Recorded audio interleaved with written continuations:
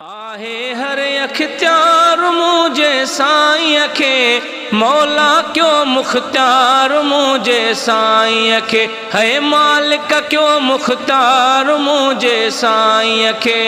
हाय हर अख्तियार मुझे साईं खे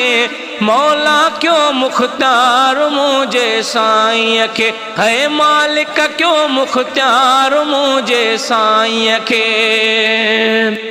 पाण करे मुख तार ॾिनाई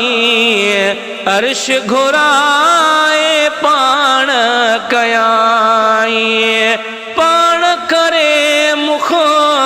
तार ॾिनाई अर्श घुराए पाण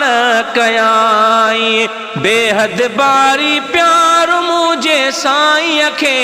मौला क्यों मुख्तार मुझे साईं खे है मालिक क्यों मुख्तार मुझे साईं खे आहे हर अख्तियार मुझे साईं खे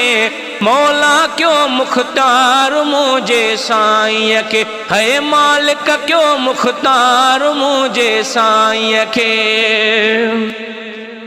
क़यामत वारो सख्त ॾिहाड़ो मुश्किल सां उत थींदो चाढ़ो क़यामत वारो सख्त ॾिहाड़ो मुश्किल सां उत थींदो चाढ़ो ॻोल्हींदा बदकार मुझे साईं खे मौला क्यों मुख्तार मुझे साईं खे है मालिक क्यों मुख्तार मुझे साईं खे आहे हर अख्तियार मुझे साईं खे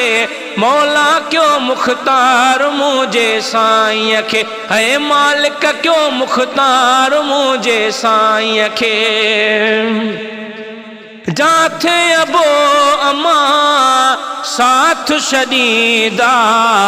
नफ़्सीअ नफ़्सीअ में कुल हूंदा जाथे अबो अमा साथ छॾींदा नफ़्सी नफ़्सीअ में कुल हूंदा हूंदी उम्मत जी सार मुझे साईं खे मौला क्यों मुख्तार मुझे साईं खे है मालिक क्यों मुख्तार मुझे साईं खे आहे हर अख्तियार मुझे साईं खे मौला क्यों मुख्तार मुझे साईं खे है मालिक क्यों मुख्तार मुझे साईं खे रहमत वारो रहबर बेशके ऐ बढकी दो ढोलणो ॾई ढक रहमत वारो रहबर बेशक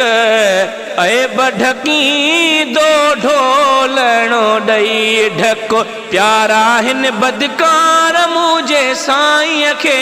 मौला क्यों मुख्तार मुझे साईं खे है मालिक क्यों मुख्तार मुझे साईं खे आहे हर अख्तियार मुझे साईं खे मौला क्यों मुख्तार मुझे साईं खे है मालिक क्यों मुख्तार मुझे साईं खे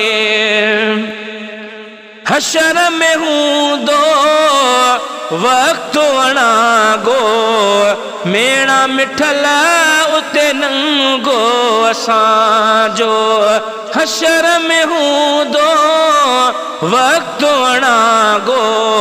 मेणा मिठल उते नंगो असांजो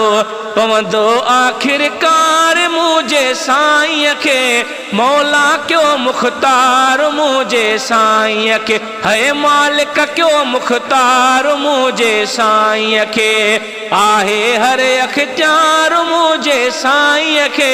मौला क्यों मुख्तार मुझे साईं खे है मालिक क्यों मुख्तार मुझे साईं खे।